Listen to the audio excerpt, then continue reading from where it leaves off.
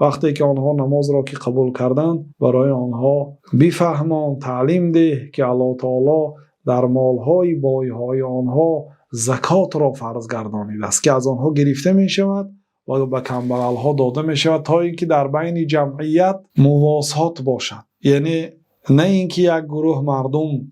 مانند کپیتالیست ها بایها غلام گیرند مردمی کمبغل را، به اندک مال آنها را کار فرمایند و اینها زندگی فاخرانه داشته باشند و یک قسمتی مردم در عذاب، و نه مانند سوسیالیست ها که بای و کمبغل برابر باشد و مهنت شخصی بای که غالبا شخص های خواندگی هست و دانشمند است یا که مهنتگر است و از سبب بسیار کوشش و غیرت کردن و زیرکیش مال و ملک جمع کرده است، ما او رو برابر یک آدمی که تنبل است و کار نمی کند و مثلا یا شخصی بیفهم است برابر کرده مال او رو گرفته به اینها دهیم و مال رو در بین جمعیت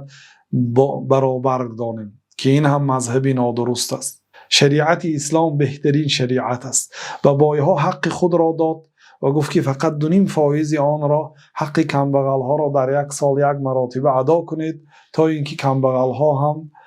بتوانند در این حیات دنیا